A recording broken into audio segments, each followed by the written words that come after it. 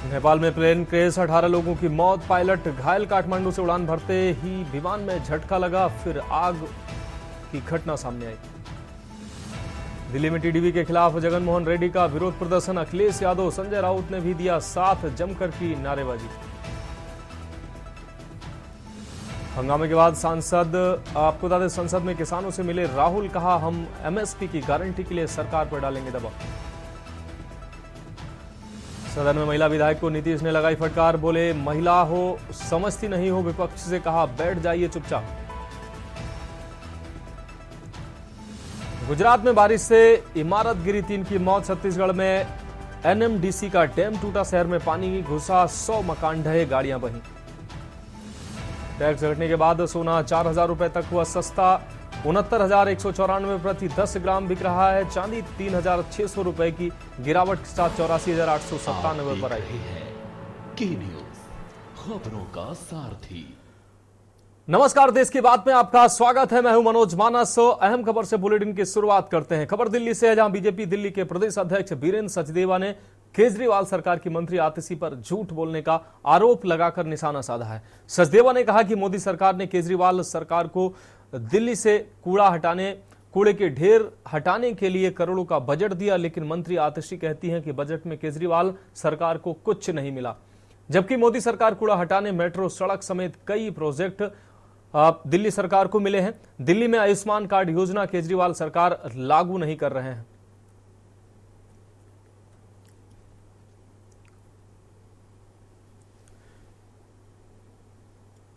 रोज लगभग 63 लाख लोग दिल्ली के उसमें ट्रैवल करते हैं, 63 लाख। और दिल्ली मेट्रो पर भारत सरकार ने लगभग 53,000 करोड़ रुपए लोन मिलाकर खर्च किए। बताएं, आतिशी मार लेना कहां से आइए पैसे। और अगर ये 63 लाख लोग जो ट्रेवल कर रहे हैं, तो आप समझिए कि दिल्ली पे कितना ट्रैफिक का बोझ कम गया इस मेट्रो में। और जिस डीटीसी की ये बात करते हैं, उसमें मात्र 25 लाख लोग ट्रैवल करते हैं। अभी रोड और हाईवेज की बात करें, ये कहते हैं दिल्ली को कुछ नहीं मिला। दिल्ली को जाम से मुक्त करने के लिए लगभग 30,000 करोड़ रुपए के प्रोजेक्ट दिल्ली में शुरू किए गए। अभी सुप्रीम कोर्ट से मथुरा रोड वाला पूरा काम चल रहा है, वो भी कुछ ही दिनों में शुरू हो जाएगा। प्रगति अभियान टनल हमने देखा, हाईवेज देखे, द्वारका एक्सप्रेस वे देखा। और इनके साथ साथ 30,000 करोड़ जो दिए गए हैं, इसके साथ साथ 35,000 करोड़ रुपए के काम वर्किंग प्रोग्रेस में है। अब बात करेंगे अगली अहम खबर की। दिल्ली से बीजेपी सांसद प्रवीण खंडेलवाल ने केजरीवाल सरकार की मंत्री आतिशी को मोदी सरकार के बजट पर झूठ बोलने पर बड़ा आरोप लगाया और बड़ा हमला भी बोला। सांसद खंडेलवाल ने कहा कि मोदी सरकार का बजट विकसित भारत की दिशा में बढ़ने की ओर दिख रहा है। खंडेलवाल बोले, बजट में छोटे व्यापारियों और एमएसएमई को बढ़ावा देने के लिए बजट में व्यवस्था की गई है। इस बजट से बाजार में इक्विटी बढ़ने का मौका मिलेगा। बजट में वर्किंग वुमेन के लिए भी हॉस्टल बनाने के लिए प्रस्ताव किया गया है। बजट में महिलाओं को उद्यमी बनाने और उनके उत्पादों की बिक्री को बढ़ावा देने के लिए सेल्फ हेल्प समूह से मदद मिलेगी। आपको बता दें, बजट में एमएसएमई के पीपीपी मॉडल के तौर पर डेवलप करने के लिए व्यवस्था की गई है। स्किल डेवलपमेंट के लिए 7 लाख तक लोन देने के लिए बजट का प्रस्ताव किया गया है। आपको कैसे आतिशी मार लेना, झूठ का पुलिंदा लगातार बोलने की कसम खा रही है। मैं नहीं समझ पा रहा कि वो किन परिस्थितियों में ये बात कहती है कि दिल्ली को कुछ नहीं मिला। आदरणीय अध्यक्ष जी ने अभी बहुत सारे हेड आपको बताए हैं। उनको ये भी समझना होगा कि जब बजट में जो भी घोषणाएं की गई हैं, वो सारी घोषणाओं में कहीं ये नहीं कहा कि दिल्ली को छोड़ करके बाकी सबको ही मिलेगा। यानी कि बजट में जितने भी मत में घोषणाएं की, पहली बार ऐसा हुआ कि एक बजट का फोकस 4 बड़े फंडामेंटल पर आया: एम्प्लॉयमेंट, स्किलिंग, एमएसएमई और मिडिल क्लास। ये पहली बार हुआ, आज से पहले कभी बजट में ये नहीं हुआ। और ये चारों चीजें दिल्ली के अंदर सारे जो भी लोग इससे अफेक्टेड है वो करते हैं। अब बढ़ते हैं अगली खबर की ओर। यमुनानगर के निजी पैलेस में भारतीय जनता पार्टी ओबीसी समाज के द्वारा एक समारोह का आयोजन किया गया, जिसमें हरियाणा के मुख्यमंत्री नायब सैनी की धर्मपत्नी सुमन सैनी मुख्य अतिथि के रूप में पहुंची। पत्रकारों से बातचीत करते हुए उन्होंने कहा कि आज यमुनानगर पहुंचकर बहुत अच्छा लग रहा है और तीसरी बार देश के प्रधानमंत्री नरेंद्र मोदी बने हैं, इसलिए सभी को बधाई है। और हरियाणा के मुख्यमंत्री आपको बता दें सैनी बड़े बड़े फैसले रोजाना ले रहे हैं।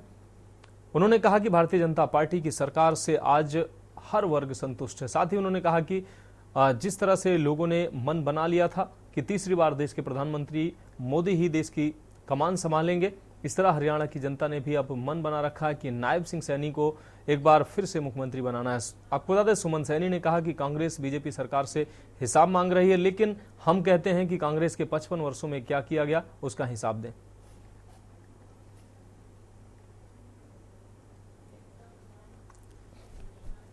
तीसरी बार देश के प्रधानमंत्री नरेंद्र भाई मोदी जी बने हैं, उसके लिए सभी को बधाई है। बड़े बड़े फैसले आए दिन मुख्यमंत्री जी कर रहे हैं और कोशिश है कि हर किसी को लाभ पहुंचाया जाए। भारतीय जनता पार्टी की सोच रही है पंक्ति में अंतिम व्यक्ति तक विकास करना और हर किसी को वर्ग को लाभ पहुंचाना, चाहे किसान की बात करें, चाहे मजदूर की बात करें, चाहे महिला की बात करें, चाहे युवाओं की बात करें। आज हर वर्ग संतुष्ट है। उसी का नतीजा है कि तीसरी बार देश की कमान भारतीय जनता पार्टी आदरणीय नरेंद्र भाई मोदी जी ने संभाली है। अब रुक करेंगे अगली खबर का। रोहतक स्थित पीटीसी सोनारिया में पासिंग आउट परेड आयोजित की गई है, जिसमें मुख्य अतिथि के तौर पर हरियाणा के मुख्यमंत्री नायब सिंह सैनी मौजूद रहे। कार्यक्रम को लेकर सीएम सैनी ने परेड का निरीक्षण किया। प्रशिक्षण लेने वाले पुलिस के जवानों को शपथ दिलाई गई। शपथ के बाद राष्ट्रीय ध्वज व पीटीसी सोनारिया के ध्वज को सलामी दी गई। सीएम सैनी ने कहा कि साइबर अपराध पर रोकथाम में प्रदेश के प्रत्येक जिले में साइबर थानों की स्थापना की गई है। साइबर रोकथाम के लिए हरियाणा राज्य साइबर अपराध समन्वय केंद्र स्थापना व साइबर अपराध हेल्पलाइन 1930 को शुरू की गई है। खुशी है कि साइबर अपराधों से जुड़ी चुनौतियों का सामना करने के लिए गुरुग्राम में देश का पहला detect digital investigation and technical analysis centre स्थापित किया गया है। इससे पहले कर्मचारियों को सोशल मीडिया इंटरनेट से अपराध अनुसंधान करने में प्रशिक्षित किया जाता था।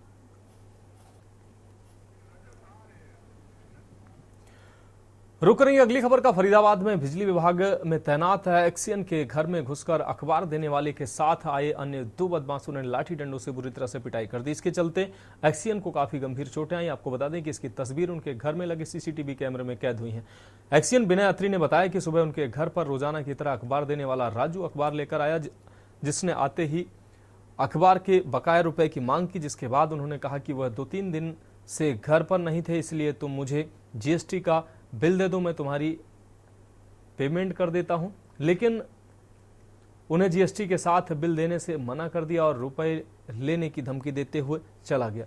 कुछ देर के बाद उसके साथ आए दो अन्य बदमाश लाठी डंडों से उन्होंने पीटना शुरू कर दिया। उन्हें बचाने के लिए उनकी पत्नी और बेटी दौड़ी तो उन्होंने उनके साथ भी हाथापाई की। इस घटना की पूरी वारदात उनके घर में लगे सीसीटीवी कैमरे में कैद हुई है।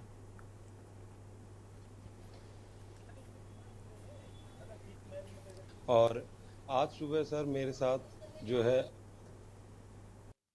उसने मेरे से बिल की डिमांड की कि आपका कुछ बिल पेंडिंग है, तो मैंने कहा कि मेरे को पक्का जीएसटी वाला बिल दे, क्योंकि मुझे ऐसा लगा कि उसमें वो उलझुल मेरे से पैसे डिमांड कर रहा था। जैसे मैंने उसे जीएसटी का बिल दिया तो वो चुपचाप मेरे यहाँ से चला गया। उसके 5 मिनट बाद ही मैं अपने बच्चों को तैयार करके स्कूल के लिए बस वगैरह के लिए छोड़ने के लिए तैयार था। उसी वक्त वो अपने 3-4 साथियों के साथ आके लाठी और डंडों के साथ मेरे परिवार पे उसने मुझे घर से निकाल कर और अटैक शुरू कर दिया। सर उसने मुझे ईंटें मारी, डंडे मारे, मेरे सर में बहुत चोट आई, मैं बता नहीं सकता कि मेरे को अभी भी चक्कर आ रहे हैं सर, और मैं इसकी ट्रीटमेंट के लिए वो करता रहा। उससे भी आश्चर्यजनक बात सर मेरे लिए ये रही कि मैं सैनिक कॉलोनी की चौकी में मेरे ब्रदर मेरे को लेके गए तो वहां पे जो पुलिस का रवैया था बहुत ही खराब था। अब रुक करेंगे अगली खबर का। रतलाम कलेक्टर राजेश वाथम पिपलोदा पहुंचे, जहां पर तहसील कार्यालय का औचक निरीक्षण उनके द्वारा किया गया। निरीक्षण के दौरान कलेक्टर ने विभागीय फाइलों को देखा और तत्काल निराकरण के निर्देश दिए हैं।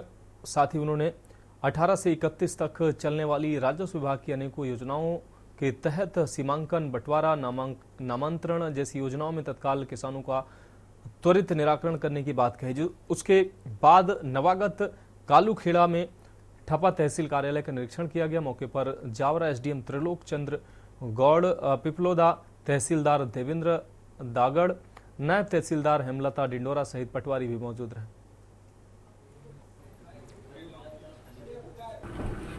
ये राजस्व अभियान चल रहा है, इसके तहत जो है अपने जो किसानों के जो भी मुद्दे हैं और रेवेन्यू से रिलेटेड जो नामांतरण, बंटवारा, सीमांकन है, उसके अभियान सभी जगह पूरे प्रदेश चला जा रहा है। तो उसी के तहत जो कार्रवाई प्रतियोजन है उसके लिए मैं निरीक्षण में आया था, उनकी समीक्षा करेंगे। सर क्या कुछ निरीक्षण दिया इनको?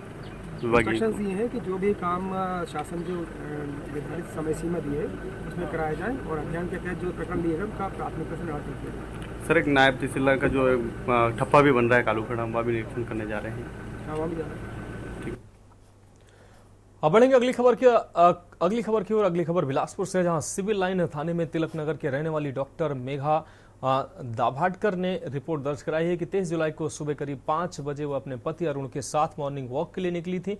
इस दौरान वह अपना अरपा नदी के किनारे रिवर व्यू मिक्सिंग पॉइंट के पास मॉर्निंग वॉक कर रही थी और उनका पति उनसे करीब 500 मीटर की दूरी पर विपरीत दिशा पर मॉर्निंग वॉक कर रहे थे।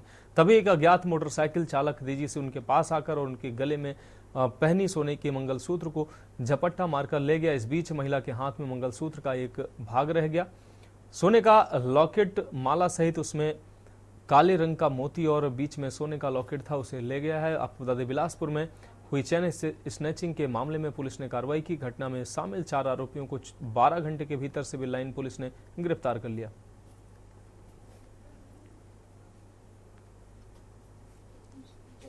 जी, कल सुबह अर्ली मॉर्निंग लगभग 5:45 बजे के आसपास एक बाइक सवार युवक ने एक महिला के गले से चैन स्नैचिंग करके ले गया था और उसके बाद महिला ने सिविल लाइन थाने में आकर रिपोर्ट दर्ज कराई। उस पर अपराध दर्ज करके किया गया और लगभग 200 सीसीटीवी फुटेजेस खंगाले गए और 12 घंटे के अंदर उस आरोपी को गिरफ्तार कर लिया गया। उससे पूछताछ की गई तो उसने अपने अन्य साथियों का नाम लिया जिन्होंने उसकी सहयोग की थी और साथ ही उसने चैन जिसको बेचा था उन सभी को गिरफ्तार करके न्यायिक रिमांड पे भेज दिया गया है। अगली खबर की बात करते हैं। बलरामपुर जिले के सामरीपाठा थाना क्षेत्र के अंतर्गत 18 जुलाई को एक युवक की आधा दर्जन से अधिक युवकों ने बर्बर तरीके से हत्या कर दी थी।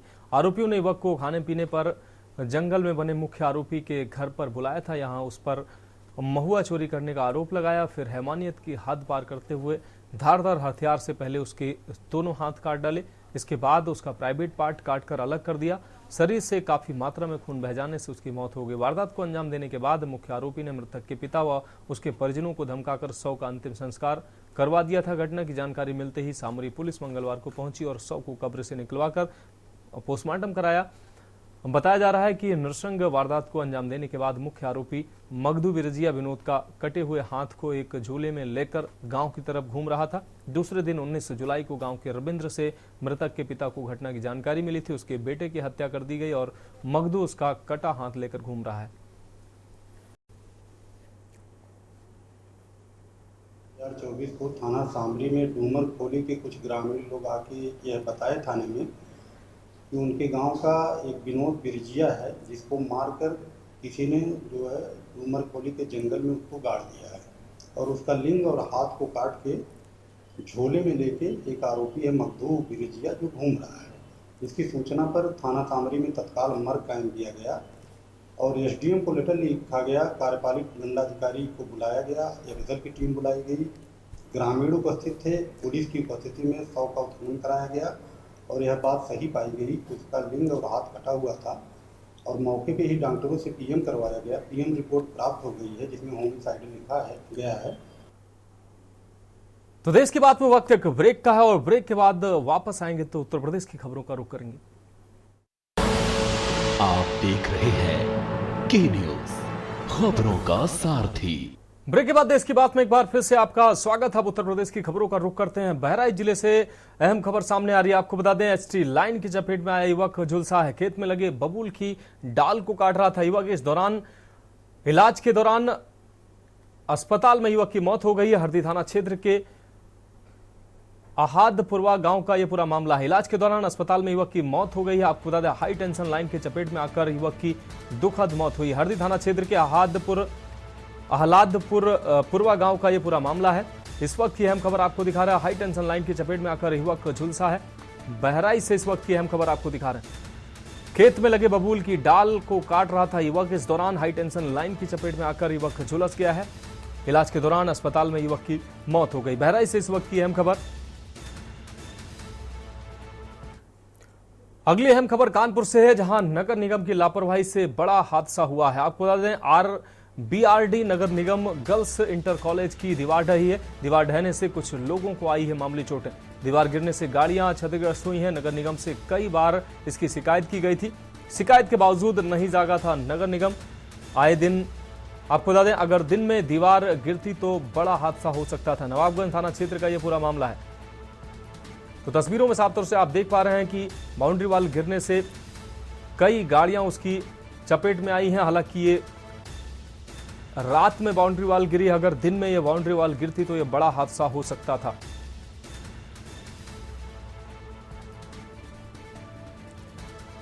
नवाबगंज थाना क्षेत्र का यह पूरा मामला है।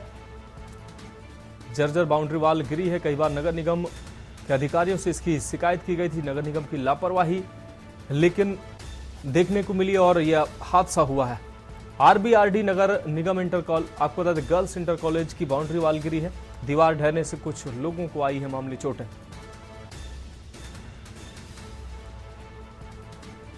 दीवार गिरने से कई गाड़ियां क्षतिग्रस्त हुई हैं। अगली खबर की बात करते हैं बलिया से। अगली खबर है, जहां बिहार में हुई करोड़ों की शराब तस्करी। कभी नाव, कभी ट्रक और कभी ट्रैक्टर से तस्करी की गई है। बिहार पुलिस ने पकड़ी अवैध शराब की बड़ी खेप। शराब की तस्करी को उच्च अधिकारियों ने संज्ञान में लिया। इस वक्त ये बड़ी खबर आपको दिखा रहे हैं बलिया से। शराब की तस्करी को उच्च अधिकारियों ने संज्ञान लिया। आपको बता दें, अलग अलग माध्यमों से शराब तस्करी की जा रही थी। तो बलिया से अहम खबर, बिहार में हुई करोड़ों की शराब तस्करी। बलिया पुलिस ने पकड़ी है। कभी नाव, कभी ट्रक और कभी ट्रैक्टर से ये तस्करी की जा रही थी।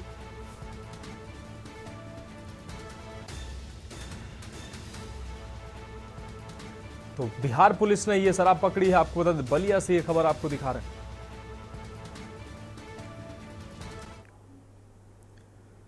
अब बढ़ेंगे अगली खबर की ओर। बलिया पहुंचे यूपी के जल शक्ति मंत्री स्वतंत्र देव सिंह। बंधे पर बने नवनिर्मित ठोकर का उन्होंने निरीक्षण किया है। नवनिर्मित बांध का उन्होंने निरीक्षण किया है। महाराजपुर बंधे पर बाढ़ रोधी स्टॉक देखकर उन्होंने सराहना की है। 12 परियोजना पर कार्य हुआ है। लगभग सभी कार्य पूर्ण किए गए हैं। 12 परियोजनाओं पर हुए कार्य, लगभग सभी कार्य पूर्ण हुए हैं। जल शक्ति मंत्री कार्यों को देखकर खुश नजर आए हैं। बलिया पहुंचे यूपी के जल शक्ति मंत्री स्वतंत्र देव सिंह। बंधे पर बने नवनिर्मित ठोकर का उन्होंने निरीक्षण किया है।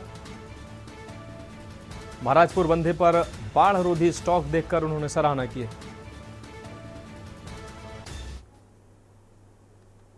परंपरा रही है, हम सबकी संस्कृति है। जब भी खेती बाड़ी का समय आता है तो वरुण देवता से, ईश्वर से भी प्रार्थना करते हैं कि प्रभु बारिश ऐसा कर, किसी प्रकार का नुकसान न हो और हमारा खेत उपजाऊ हो, हमारे सिंचाई का साधन हो।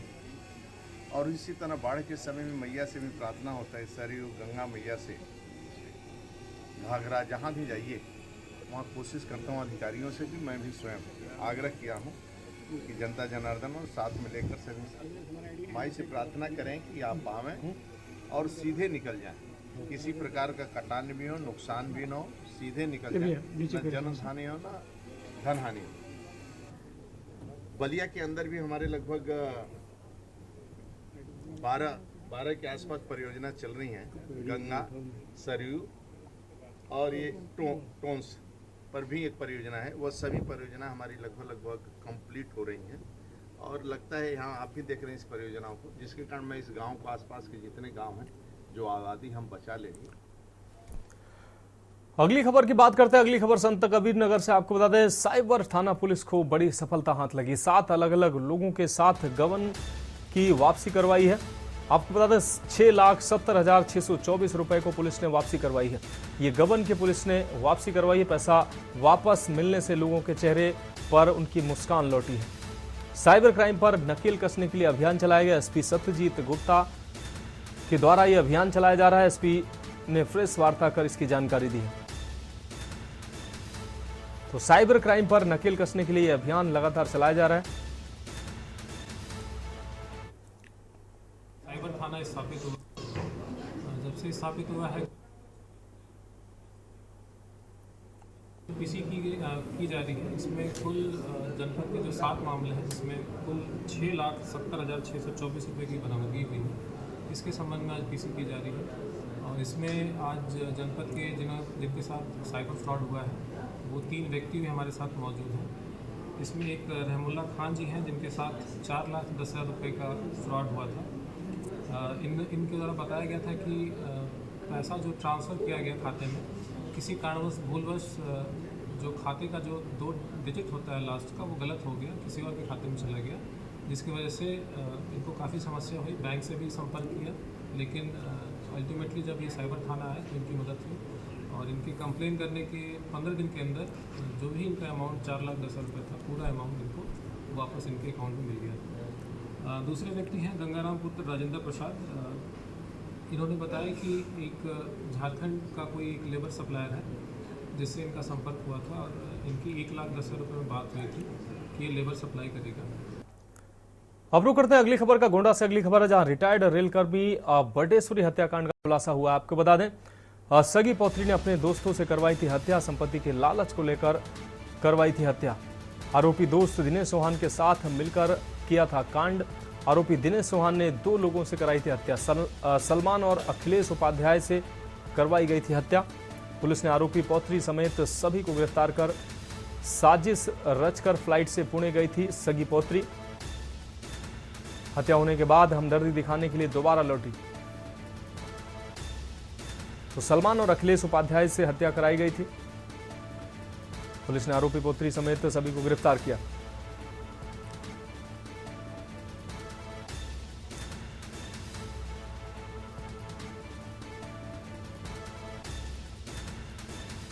अगली खबर की बात करते हैं हमीरपुर से। अगली खबर है, जहां दबंगों ने युवक को बेल्ट से जमकर पीटा है। मामूली बात पर रोड पे दौड़ा दौड़ा कर पीटा गया है। मारपीट का वीडियो भी सोशल मीडिया पर वायरल हो रहा है। वीडियो में 2 युवक बेरहमी से पीटते नजर आ रहे हैं। राठ क्षेत्र के बसेला की बताई जा रही है घटना। तो इस वक्त की अहम खबर आपको बता रहे हैं, मामूली बात पर रोड पे दौड़ा दौड़ा कर पीटा गया है। मारपीट का वीडियो सोशल मीडिया पर वायरल हो रहा है। वीडियो में 2 युवक बेरहमी से पीटते नजर आ रहे हैं। राठ क्षेत्र के बसेला की बताई जा रही है घटना। तस्वीरें साफ तौर से आप देख पा रहे हैं। 2 युवक ये बेरहमी से पीटते नजर आ रहे हैं। दबंगों ने युवक को बेल्ट से जमकर पीटा है। मामूली बात पर रोड में दौड़ा दौड़ा कर पीटा है।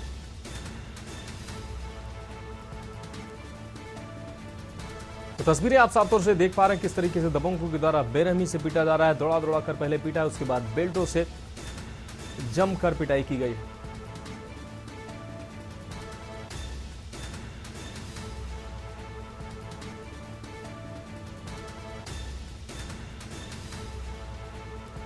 मारपीट का ये वीडियो सोशल मीडिया पर वायरल हो रहा है।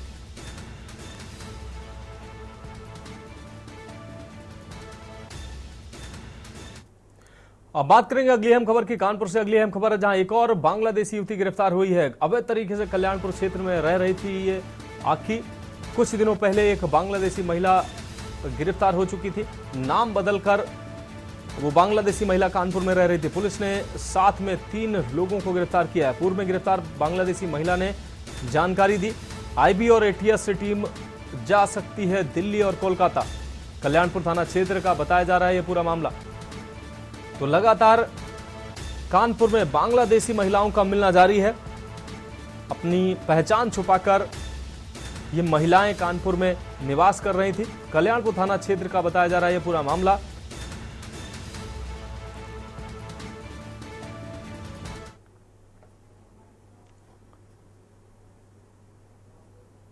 पूर्व में एक बांग्लादेशी महिला कल्याणपुर थाना क्षेत्र से गिरफ्तार हुई थी, जिसको हम लोगों ने जेल भेजा था।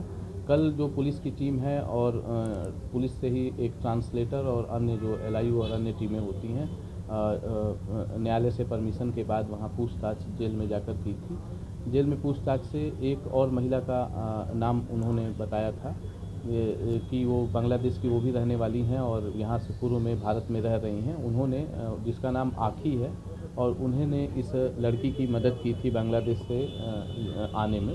कोलकाता से ले आने में ये भी महिला शामिल रही है, जिसका नाम आखी है। उसको आज हमारी टीम ने गिरफ्तार कर लिया है और उनसे पूछताछ की जा रही है। सर, क्या जांच में कुछ ऐसा कुछ बताया कि इससे पहले भी एक महिला गिरफ्तार थी, क्या और भी लोग हैं या जांच में कुछ विशेष कुछ निकल के आया हो पूछताछ में? जो पूर्व में महिला गिरफ्तार थी, उसी से कल जेल में जाकर पुलिस की टीम ने, विवेचक ने उनसे पूछताछ किया था।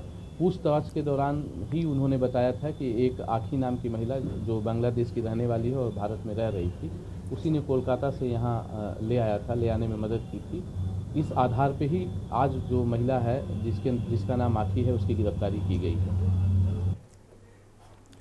तो खबरों में वक्त एक और ब्रेक का है, जल्द हाजिर होंगे। आप देख रहे हैं के न्यूज, खबरों का सारथी। ब्रेक के बाद देश की बात में एक बार फिर से आपका स्वागत है। अब रुक करेंगे अगली खबर का। कन्नौज से अहम खबर सामने आ रही, जहां नियंत्रित ट्रैक्टर पलटा है, 3 लोग दबे हैं इसमें। ग्रामीणों ने कड़ी मशक्कत के बाद दबे हुए लोगों को बाहर निकाला। अस्पताल में एक घायल की मौत हुई है, जबकि 2 का इलाज अभी जारी है। गुरसाहिबगंज के समधन में खेत जुताई के वक्त यह हादसा हुआ है। तो कन्नौज से इस वक्त की अहम खबर, अस्पताल में एक घायल की मौत हुई है, जबकि 2 अन्य घायलों का इलाज जारी है। गुरसाहिबगंज के समधन में खेत जुताई के वक्त यह हादसा हुआ है। इस वक्त की अहम खबर आपको कन्नौज से दिखा रहे हैं। अनियंत्रित ट्रैक्टर पलटा है, इस दौरान 3 लोग इसके नीचे दब गए। ग्रामीणों ने कड़ी मशक्कत के बाद इन तीनों दबे हुए लोगों को बाहर निकाला। इस दौरान सभी को अस्पताल में भर्ती कराया गया। इलाज के दौरान एक घायल की मौत हुई है, जबकि 2 अन्य का इलाज जारी है।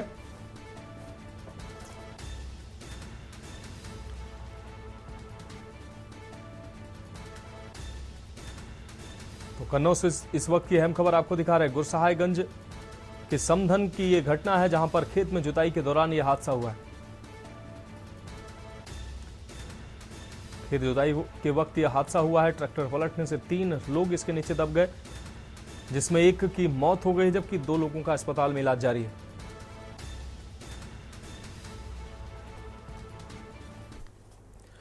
अगली खबर की बात करेंगे प्रयागराज से। अगली खबर है, जहां आरओ और एआरओ पेपर लीक से जुड़ी अहम खबर। आपको बता दें, मास्टरमाइंड राजीव नयन मिश्रा को जमानत मिल गई है।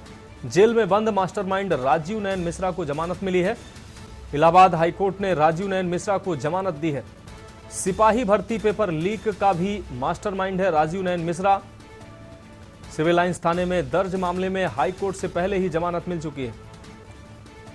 आपको बता दें, इस मामले में जमानत मिली है, जबकि मेरठ, नोएडा, कौसाम्बी में दर्ज केस में पहले ही जमानत मिल चुकी है राजीव नयन मिश्रा को।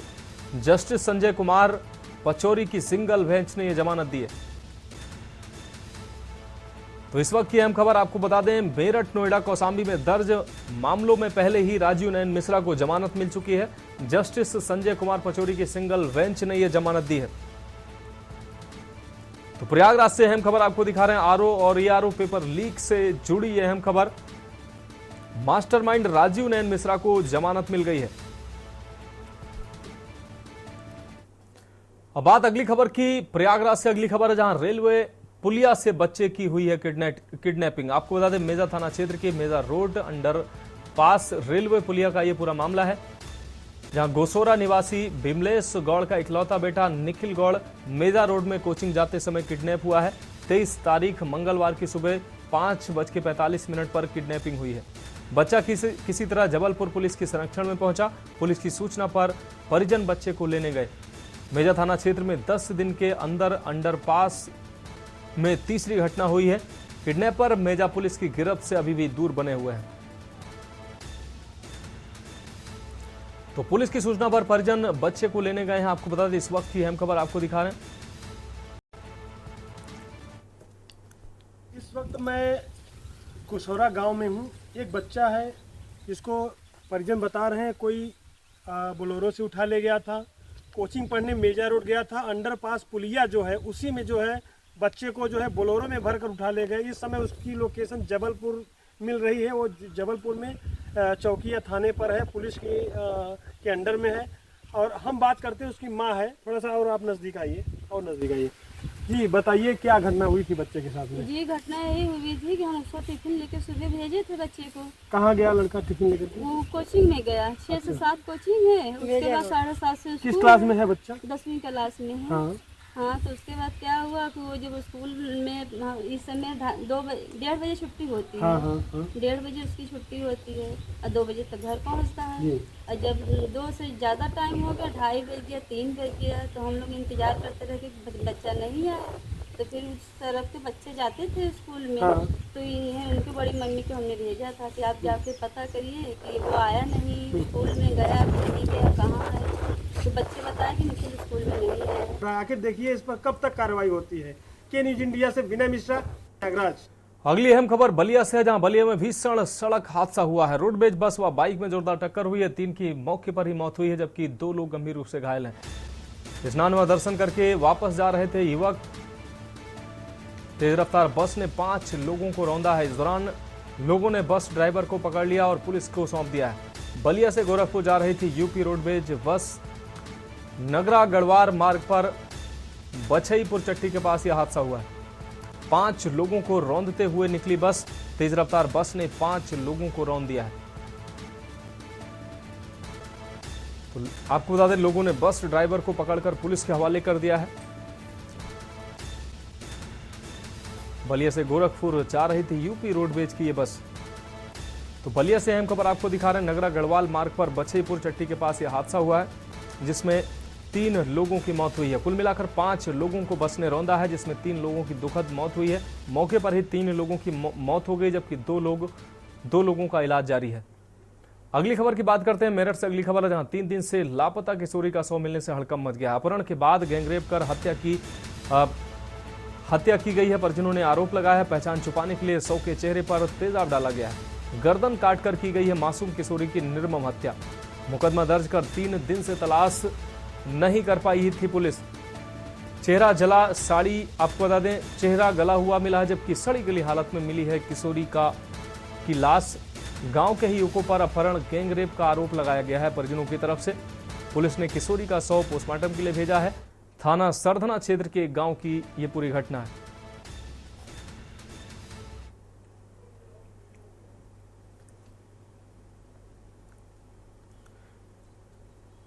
तो मेरठ में 3 दिन से लापता किशोरी का शव मिला है। जुलाई 2024 की शाम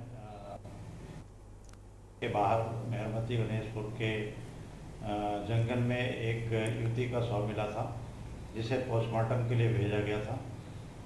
शव 2-3 दिन पुराना लग रहा था, जिसकी पहचान आज कस्बा सरधना के रहने वाले के द्वारा अपनी बेटी के रूप में की गई है।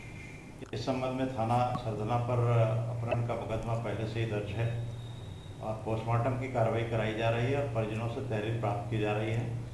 पोस्टमार्टम रिपोर्ट और परिजनों की तहरीर के आधार पर जांच करके आगे की विधिक कार्रवाई की जा रही है। अगली खबर की बात करते हैं अयोध्या से। अगली खबर जहां मिल्कीपुर विधानसभा क्षेत्र के ग्राम सभा बेड़ेपुर गरीब बस्ती में समाजवादी पार्टी समाजवादी सांस्कृतिक प्रकोष्ठ के प्रदेश सचिव दिव्यांग पंडित समरजीत ने समाजवादी पीडीए टमाटर का स्टॉल लगाकर गरीब महिलाओं को 20 रुपए किलो टमाटर बेचा है। पंडित समरजीत ने कहा कि भाजपा सरकार में भीषण महंगाई से जनता में त्राही त्राही मची हुई है। सब्जियों के साथ साथ दाल, तेल तथा खाद्य सामग्री महंगी हो गई है और आसमान पर इनके दाम पहुंच चुके हैं। आज टमाटर सैकड़ों रुपया पार कर चुका है, फिर भी सरकार के कानों में जू तक रेंग नहीं रही। टमाटर की बेतहाशा महंगाई को देखते हुए हमारे सपा के राष्ट्रीय अध्यक्ष अखिलेश भैया जी का निर्देश है कि इस भीषण महंगाई में गरीब जनता को सपा कार्यकर्ता राहत पहुंचाने का काम करें। आज इसी उद्देश्य को लेकर हमने समाजवादी पीडीए टमाटर 20 रुपए गरीब ग्रामीणों को मुहैया कराने का काम किया, जिससे उनके भी घरों में सब्जियों में टमाटर का स्वाद ये लोग भी पा सके। किसी भी तरीके से महंगाई की वजह से जनता ने 2024 के लोकसभा भाजपा को सबक सिखाने का काम किया है, उसके बावजूद सरकार के कानों में जू तक नहीं रेंग रही। आने वाले विधानसभा उपचुनाव में भी जनता पूर्ण सफाया करेगी। भीषण महंगाई में सब्जियों, दाल, तेल, गैस सिलेंडर, हर चीज बेतहाशा महंगाई से आज जनता में त्राहि मची हुई है। वही आज टमाटर जो है सैकड़ा पार कर चुका है। इसी को लेकर आज हमने अयोध्या के मिल्कीपुर विधानसभा में गरीब ग्रामीण क्षेत्रों में पहुंचकर समाजवादी पीरियड टमाटर का स्टॉल लगाकर गरीब जनता को 20 रुपया किलो मुहैया कराने का काम किया है। हमारे सपा राष्ट्रीय अध्यक्ष आदरणीय अखिलेश भैया जी का निर्देश था कि कहीं भी महंगाई की वजह से हमारे गरीब भाई भूखमरी की कगार पर अगर पहुंच रहे हों तो तत्काल उनकी मदद की जाए। इसी उद्देश्य को लेकर आज हमने तमाम लोगों के बीच समाजवादी पीरियड टमाटर 20 रुपया मुहैया कराने का काम किया। और आज हम भाजपा सरकार को बताना चाहते हैं कि जिस तरीके से महंगाई की बाढ़ से जनता में त्राहि मची हुई है, 2024 में जनता ने इनको आधे पहुंचा दिया है। और यही उत्तर प्रदेश के विधानसभा उपचुनाव में जनता 10 का 10 सीट समाजवादी पार्टी को देने जा रही है और भाजपा का 2027 में पूर्ण सफाया करने जा। अब रुक करेंगे अगली खबर का। खबर कानपुर से, जहां मोदी सरकार का तीसरा आम बजट वित्त मंत्री निर्मला सीतारमण ने कल पेश किया था। बजट को लेकर के न्यूज की टीम ने कानपुर के व्यापारियों और आम नागरिकों से बातचीत की। आम लोगों ने बजट पर विपक्षी आपको बता दें प्रतिक्रिया दी। उनका कहना है कि युवाओं के लिए सरकार ने कोई अच्छी नीति नहीं बनाई है और रोजाना उपयोग वाली चीजों की दरों में भी कोई कमी नहीं की गई है। दूरसंचार के साधनों की दरों में इजाफा करना आम जनता की कमर तोड़ने के बराबर है।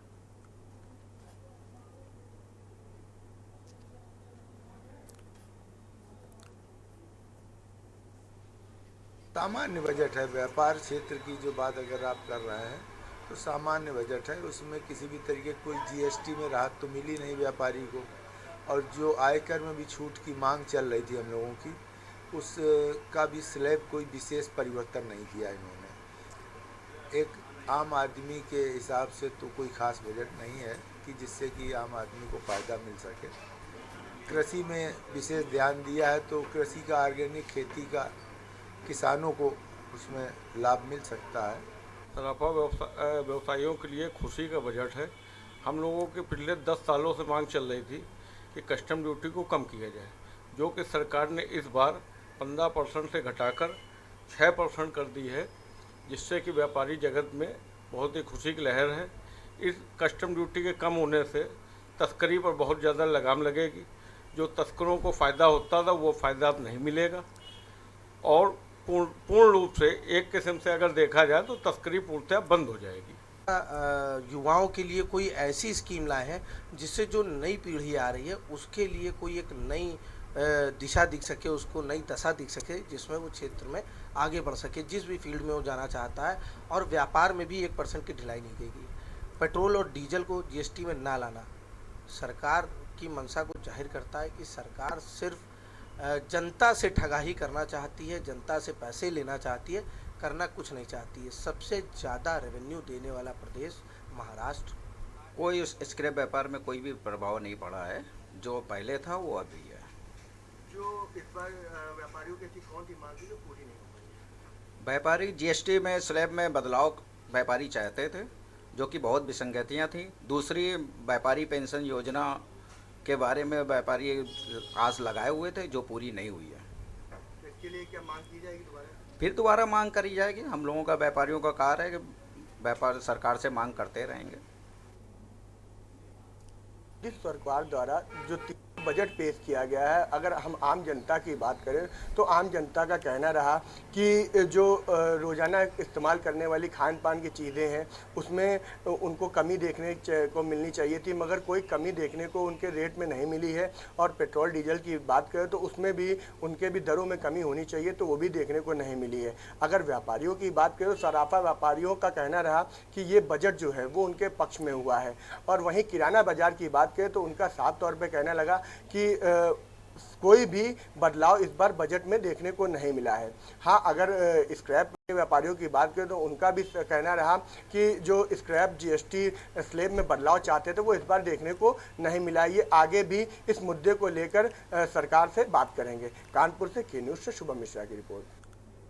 अब रुक करेंगे अगली खबर का खबर अलीगढ़ से, जहां अलीगढ़ मुस्लिम विश्वविद्यालय के प्रॉक्टर डॉक्टर वसीम अली ने बताया कि एमयू की मेडिकल कॉलोनी में रहने वाले मोहम्मद नदीम मोहम्मद करीम रजिस्ट्रार कार्यालय में तैनात है। बुधवार सुबह 9:30 बजे मेडिकल कॉलोनी में दोनों भाइयों के पक्षों में किसी बात को लेकर विवाद हो गया। देखते ही देखते दोनों पक्षों में फायरिंग हो गई, जिसमें दोनों सगे भाई गोली लगने से घायल हो गए। एमयू परिसर में सुरक्षा व्यवस्था में तैनात मोबाइलिंग टीम मौके पर पहुंच गई और दोनों घायलों को उपचार के लिए जवाहरलाल नेहरू मेडिकल कॉलेज में भर्ती कराया गया है। घटना के संबंध में जानकारी की जा रही है। वहीं घटना में जो लोग घायल थे उनके बारे में भी जानकारी की जा रही है। वहीं पुलिस जांच के साथ अग्रिम कार्रवाई कर रही है। साइबर थाना स्थापित हुआ है, जब से स्थापित हुआ है काफ़ी अच्छे इन्होंने गुड वर्क्स किए हैं। और आज की जो पीसी की जा रही है इसमें कुल जनपद के जो 7 मामले हैं जिसमें कुल 6,70,624 रुपये की बरामदगी हुई है। इसके संबंध में आज पीसी की जा रही है और इसमें आज जनपद के जिनके साथ साइबर फ्रॉड हुआ है वो 3 व्यक्ति भी हमारे साथ मौजूद हैं। इसमें एक रहमुल्ला खान जी हैं जिनके साथ 4,10,000 रुपये का फ्रॉड हुआ था। इनके द्वारा बताया गया था कि पैसा जो ट्रांसफ़र किया गया खाते में किसी कारणवश भूलवश जो खाते का जो 2 डिजिट होता है लास्ट का वो गलत हो गया, किसी और के खाते में चला गया, जिसकी वजह से इनको काफ़ी समस्या हुई। बैंक से भी संपर्क किया लेकिन अल्टीमेटली जब ये साइबर थाना। अब बात करेंगे अगली अहम खबर की। बहराइच से अगली अहम खबर है, जहां पयागपुर थाना क्षेत्र के ग्राम पंचायत पहलवारा गांव में प्राथमिक विद्यालय के निकट बाग में श्याम सैनी की हत्या कर 100 फेंके जाने का मामला, जिस पर पुलिस ने बड़ा खुलासा किया। पयागपुर थाने में बुधवार को हत्याकांड का खुलासा करते हुए पुलिस से क्षेत्राधिकारी हीरालाल कनौजिया ने बताया कि मृतक श्याम सैनी शराब का आदी था। रविवार रात मृतक के ममेरे ससुर शीतल सैनी पुत्र यमुना व नारायण सैनी पुत्र बलिराज निवासी पहलवारा देवरिया थाना पयागपुर ने आपको बता दें सेमरियावा स्थित शराब ठेके से शराब खरीदी और पीने के लिए मृतक श्याम सैनी के साथ लेकर बाग में गए। शराब पीने के बाद विवाद शुरू हुआ, जिसमें शीतल और राम नारायण ने श्याम सैनी के सिर पर कुल्हाड़ी के पिछले हिस्से से प्रहार कर उसको मौत के घाट उतार दिया। उन्होंने बताया कि मृतक के भाई द्वारा प्राप्त तहरीर पर दोनों ममेरे ससुर की तलाश की जा रही थी। बुधवार सुबह मुखबिर की सूचना पर दोनों आरोपियों को पुलिस टीम ने सेमरियावा गांव के पास से गिरफ्तार कर लिया। उन्होंने बताया कि मृतक के बारे में परिवार की महिला से अवैध संबंधों का मामला प्रकाश में आ रहा है, जिसकी भी जांच की जा रही है। आपको बता दें, सीओ कनौजिया ने बताया कि गिरफ्तार अभियुक्तों ने अपना गुनाह कबूल करते हुए मृतक का मोबाइल और आला कत्ल कुल्हाड़ी पुलिस को सौंप दी है। थानाध्यक्ष करुणाकर पांडे की अगुवाई में पुलिस टीम ने हत्याकांड का 36 घंटे के भीतर खुलासा किए जाने पर क्षेत्राधिकारी ने थानाध्यक्ष करुणाकर पांडे, उप निरीक्षक रुदल बहादुर समेत सभी पुलिसकर्मियों की प्रशंसा की। आपको बता दें 19 सदस्यों की जो ये टीम थी उसकी सराहना की।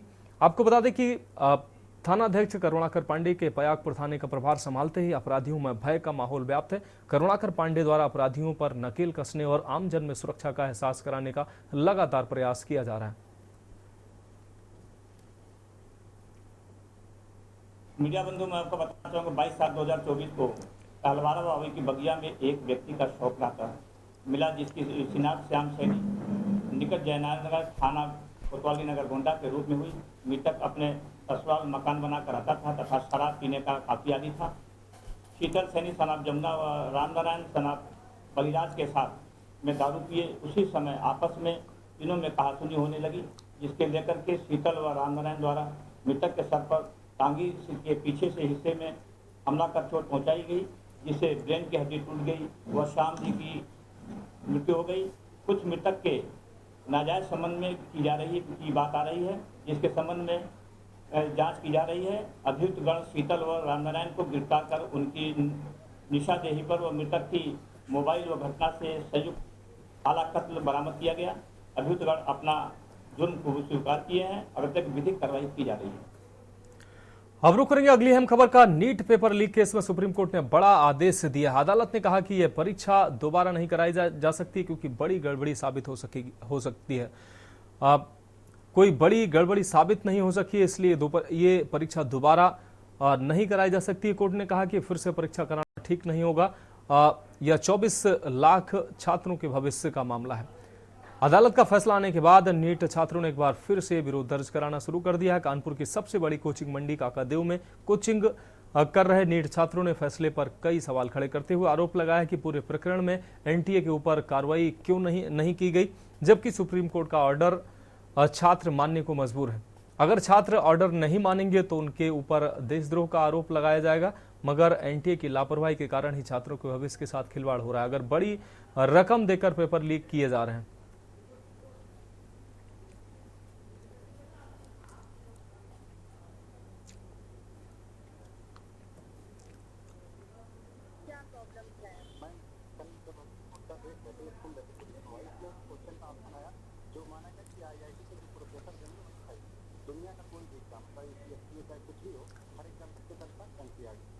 क्या प्रॉब्लम है मैम? कल जब हम मुद्दा देख रहे थे, जब सुन रहे थे पूरी सुनवाई, उसमें एक क्वेश्चन का ऑप्शन आया जो माना गया कि आईआईटी के जो प्रोफेसर देंगे वही सही।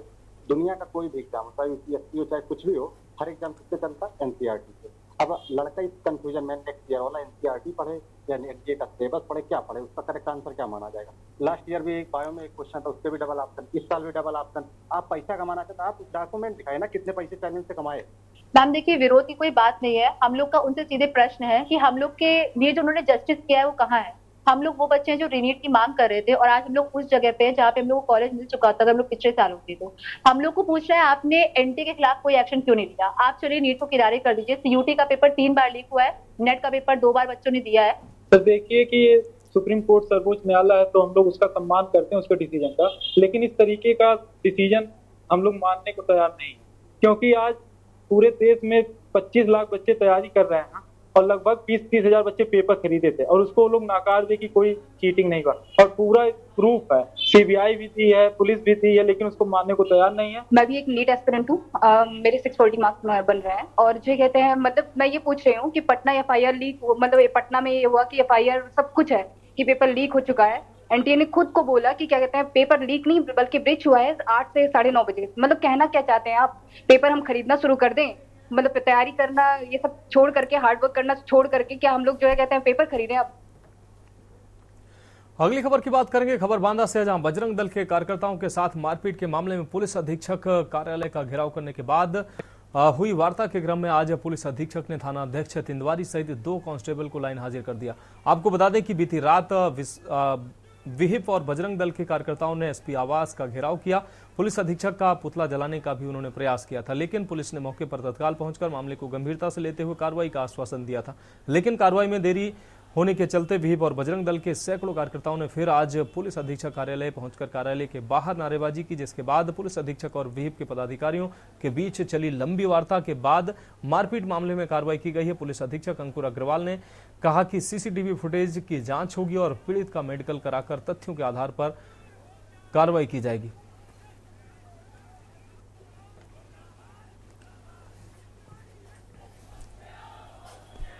हुई है वो घटना नितांत आपत्तिजनक एवं आपराधिक घटना है। हम निंदा के साथ साथ बड़ी कार्रवाई के लिए यहाँ पर विद्यमान हुए हैं। पुलिस अधीक्षक महोदय से अच्छे भाव में चर्चा हुई।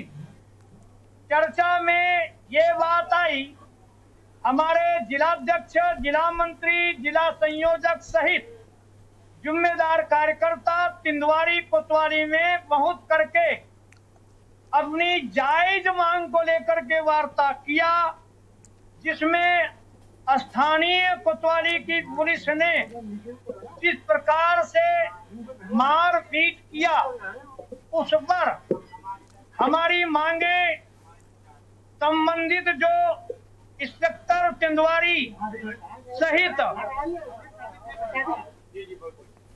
किस बात को लेकर? देखिए 22 तारीख को एक बच्ची जो थी उसका एक केस था। उस संबंध में 23 तारीख को कुछ कार्यकर्ता थाने पे गए थे।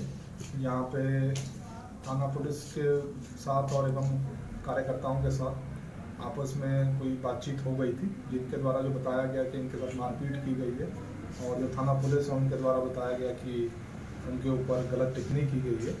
और इन सभी चीज़ की जांच है वो CO सदर हमारे ऑलरेडी कर रहे हैं, और CCTV फुटेज अनुसार उसमें जो भी सच्चाई सामने आएगी उस पर कार्रवाई की जाएगी। फिलहाल के लिए जो जिनके ऊपर आरोप लगाया गया है, जो पुलिसकर्मी हैं, उनको पुलिस लाइन में पोस्टिंग की नामजद किया जा रहा है, और जो भी इनके द्वारा कार्रवाई की मेडिकल दिया जा रहा है, जिस व्यक्ति को चोट आई है उसके मेडिकल उपरांत जो उसमें विधिक कार्रवाई बनती है वो विधिक कार्रवाई की जाएगी। वो व्यक्ति अभी एडमिटेड है, तो उनके द्वारा जो अपना मेडिकल दिया जाएगा।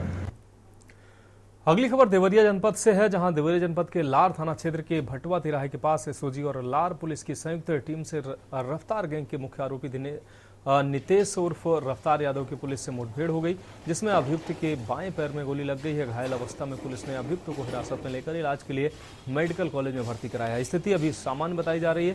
गिरफ्तार अभियुक्त के विरुद्ध जनपद में 1 दर्जन से अधिक अभियुक्त पंजीकृत हैं। गिरफ्तार अभियुक्त के पास से 1 अदद अवैध पिस्टल को बरामद किया गया। आपको बता दें कि गैंग का कुछ दिन पहले सोशल मीडिया पर वीडियो वायरल हुआ था, जिसके बाद पुलिस हरकत में आई और रफ्तार गैंग के वांछित अभियुक्त नितेश उर्फ रफ्तार यादव को गिरफ्तार कर नियमानुसार विधिक कार्रवाई की जा रही है।